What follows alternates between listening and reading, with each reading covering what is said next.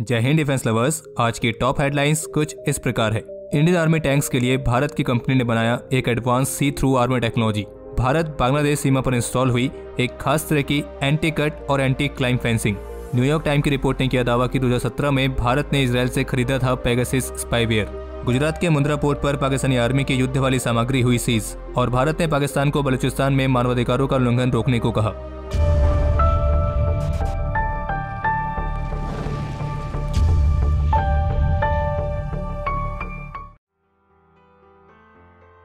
भारत और फिलीपींस के बीच BrahMos missile system की पहली एक्सपोर्ट डील साइन होने के बाद अभी हाल ही में मीडिया के साथ बात करते हुए डीआरडीओ चेयरमैन डॉक्टर जी सतीश रेड्डी का कहना था कि अभी ऐसे और भी कई देश हैं जिन्होंने भारत के सरफेस टू एयर मिसाइल्स को खरीदने में दिलचस्पी दिखाई है। और इसके साथ डीआरडीओ चेयरमैन का कहना था कि भारत में विकसित किए जाने वाले ऐसे कई सारे सिस्टम्स हैं जिनमें एक्सपोर्ट का काफी ज्यादा पोटेंशियल है, जैसे कि भारत में बनाई गई आकाश मिसाइल, अस्त्र missiles, anti tank missiles, radars, torpedoes और ऐसी कई सारे स्वदेशी सिस्टम्स हैं जिनको खरीदने के लिए कई दूसरे मित्र देशों ने अपनी दिलचस्पी दिखाई है। और डीआरडीओ चेयरमैन ने इस बात पर भी अपना विश्वास व्यक्त किया है कि आने वाले सालों में भारत स्वदेशी तौर पर विकसित की गई टेक्नोलॉजीज के एक्सपोर्ट में बढ़ोतरी देखेगा। इसके अलावा एक महत्वपूर्ण अपडेट ये सामने आया है कि मुंबई में स्थित एजना लेंस नाम की कंपनी ने स्वदेशी तौर पर इंडियन आर्मी टैंक्स की जरूरतों को पूरा करने के लिए 360 डिग्री की कैपेबिलिटी वाले एक रियल टाइम सी थ्रू आर्मर टेक्नोलॉजी को विकसित किया है। और एजना लेंस की जो ये टेक्नोलॉजी है ये क्लोज्ड हैचेस के अंदर भी एक न्यू लेवल की सिचुएशन अवेयरनेस और ऑपरेशनल एफिशिएंसी को क्रिएट करने में सक्षम है। और ये अपने day and night vision cameras के साथ 360 डिग्री का रियल टाइम पैनोरामिक व्यू भी प्रोवाइड करता है। और इतना ही नहीं बल्कि कंपनी का यह भी दावा है कि इसमें जो कैमराज इस्तेमाल किए गए हैं वो जूम इन कैपेबिलिटीज के साथ भी आते हैं। और कंपनी की तरफ से यह भी दावा किया गया है कि उन्होंने अपनी सी थ्रू आर्मर टेक्नोलॉजी की जो फील्ड ट्रायल्स हैं उन्हें ऑलरेडी कंप्लीट कर लिया है। और कंपनी ने अपने इस टेक्नोलॉजी का नाम रखा है एजना इसैस। इसमें इसैस का मतलब है इनहेंस्ड सिचुएशनल अवेयरनेस सिस्टम। और कंपनी अपनी इस नई टेक्नोलॉजी के साथ इंडियन आर्मी के बैटल टैंक्स को अपग्रेड करने के लिए तैयार है। यानी कि कुल मिलाकर आसान शब्दों में इसका मतलब यह है कि जो ये एजना इसैस नाम की सी थ्रू आर्मर टेक्नोलॉजी है तो इसकी मदद से इंडियन आर्मी के सोल्जर्स बैटल टैंक के अंदर बैठे हुए ही बाहर अपनी आसपास के सराउंडिंग को बिल्कुल क्लियर तरीके से देख सकते हैं और उन्हें टैंक से बाहर आने की भी जरूरत नहीं है। बॉर्डर सिक्योरिटी को और भी मजबूत करने के उद्देश्य के साथ अब भारतीय सीमाओं के लिए एक खास तरह की anti cut anti climb fencing को इंट्रोड्यूस किया गया है। और ये फेंसिंग अभी सबसे पहले भारत बांग्लादेश बॉर्डर पर लगाई गई है। और बीएसएफ ऑफिशियल के मुताबिक ये जो नई तरह की फेंसिंग यहाँ पे लगाई गई है तो इनकी खास बात यह है कि एक तो इनकी लाइफ काफी लंबी है और ये इकोनॉमिकली भी काफी बेहतर बताई गई है। और जैसे कि इसके नाम से ही मालूम पड़ रहा है कि इन फेंसिंग को किसी भी तरीके से ना तो काटा जा सकता है और ना ही इन पर कोई चढ़ सकता है। और इसी वजह से ये फेंसिंग सीमाओं पर घुसपैठ करने वाले अपराधियों के साथ डील करने में मददगार साबित होगी।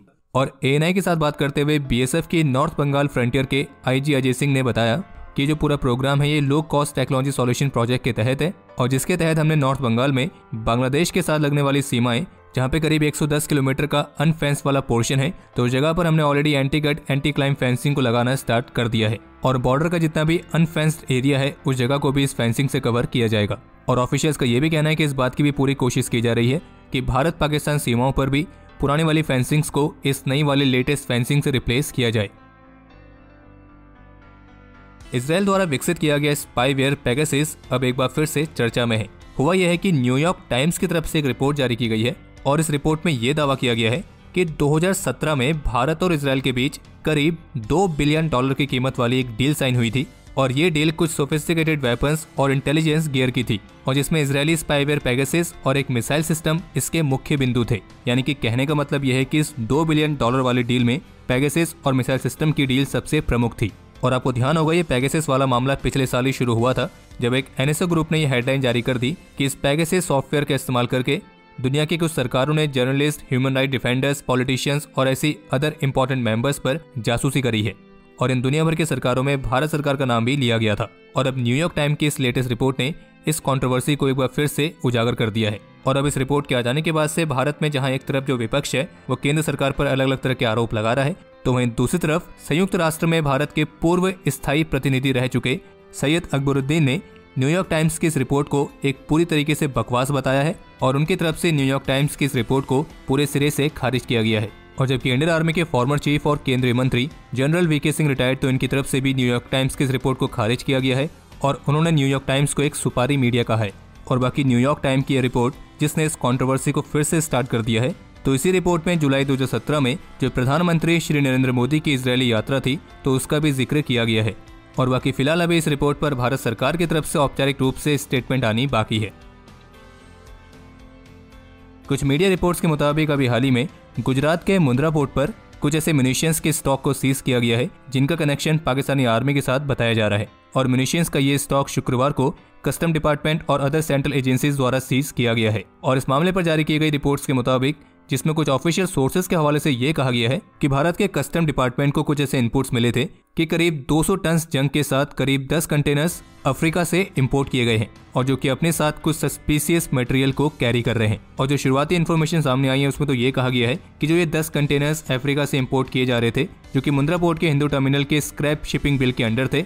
तो इनपुट्स के आधार पर कस्टम डिपार्टमेंट ने सेंट्रल एजेंसीज के साथ मिलकर मुंद्रा पोर्ट पर एक इन्वेस्टिगेशन को कंडक्ट किया था और फिर जिसके बाद शुक्रवार को पोर्ट पर इस इंपोर्टेड जंग कंटेनर्स को इंटरसेप्ट किया गया। और जब कंटेनर्स को ओपन किया गया तो उसमें कुछ ऐसे म्यूनिशियंस मिले, यानी कि युद्ध की कुछ ऐसी सामग्री मिली जो कि मुख्य रूप से पाकिस्तानी आर्मी द्वारा इस्तेमाल की जाती है। और जबकि कस्टम डिपार्टमेंट ने इस मामले में आगे की जांच के दौरान कुछ बड़े खुलासे की संभावना से भी इनकार नहीं किया है। और बाकी इस मामले के रिगार्डिंग जो भी रिपोर्ट्स देखने को मिली हैं उनमें किसी पे भी कहीं पे भी कोई मेंशन नहीं किया गया है कि जो म्यूनिशन यानी कि जो युद्ध वाली सामग्री रिकवर हुई है वो किस तरह की है, यानी कि उसमें किस तरह की चीजें इंक्लूड हैं, कोई फायर आर्म्स है, कोई एक्सप्लोजिव्स है या फिर कुछ और इसलिए जैसे इस पर कोई भी ऑफिशियल अपडेट देखने को मिलता है तो हमारे इस डिफेंस अपडेट के माध्यम से आपको उसकी जानकारी मिल जाएगी। लेकिन उसके लिए बहुत जरूरी है कि आप चैनल को सब्सक्राइब कर लें और हाँ, बेल आइकन को दबाना ना भूलें ताकि जैसे ही हम कोई भी वीडियो अपलोड करें तो आपको उसका नोटिफिकेशन सबसे पहले मिले। और बाकी आप डिफेंस स्क्वाड को इंस्टाग्राम पर भी फॉलो कर सकते हैं जहाँ पे हम डेली बेसिस पर काफी इंटरेस्टिंग अपडेट्स अपलोड करते रहते हैं और हमारे ऑफिशियल इंस्टाग्राम हैंडल का लिंक आपको वीडियो के डिस्क्रिप्शन में मिल जाएगा।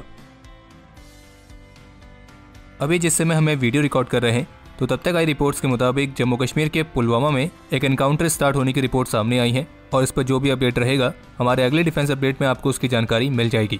और जबकि कल 28 जनवरी को जम्मू कश्मीर पुलिस ने एक टेरर मॉड्यूल को बस्ट किया है और इसके तहत सुअरों के संगठन TRF के 3 सुअर एसोसिएट्स को भी गिरफ्तार किया गया है। और इनके पास से 2 Chinese pistol, 3 pistol magazine, ammunition के 15 राउंड, 2 हैंड ग्रेनेड्स और 3 मोबाइल फोन्स भी रिकवर हुए हैं। और जबकि एक अपडेट ये भी है जिसमें भारत की तरफ से पाकिस्तान अथॉरिटीज को रिक्वेस्ट की गई है कि वो जो बलूचिस्तान प्रांत में मानवाधिकारों का उल्लंघन कर रहा है तो कृपया वो ऐसा करना रोक दे। और जबकि एक रिपोर्ट ये भी है कि हमारा निकम्मे पड़ोसी यानी कि पाकिस्तान के कर्ता धर्ता चाइना ने इस बात की घोषणा की है कि वो पाकिस्तान के साथ अपने स्पेस कॉर्पोरेशन को बढ़ाने की योजना बना रहा है और जिसमें चाइना पाकिस्तान के लिए स्पेस सेंटर को विकसित करेगा और साथ ही साथ पाकिस्तान के लिए कुछ और सैटेलाइट्स भी लॉन्च की जाएंगी।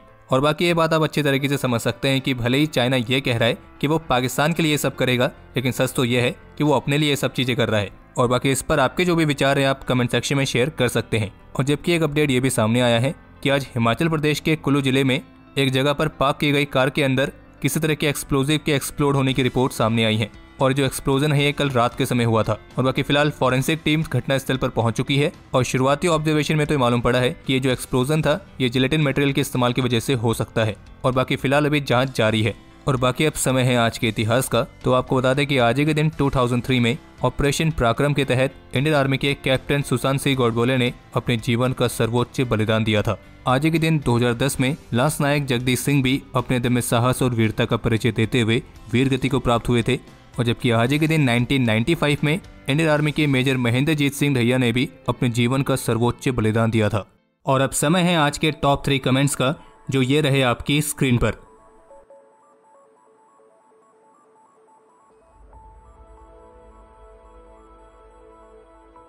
तो हमारे आज के इस एपिसोड के लिए इतना ही। उम्मीद है आपको एपिसोड पसंद आया होगा। अगर पसंद आया तो वीडियो को लाइक जरूर करें, ज्यादा से ज्यादा शेयर करें। इस वीडियो को लेकर कोई भी सुझाव हो, सवाल हो, उसके लिए कमेंट सेक्शन ओपन है। और अगर आपने चैनल को सब्सक्राइब नहीं किया है तो सब्सक्राइब करना ना भूलें।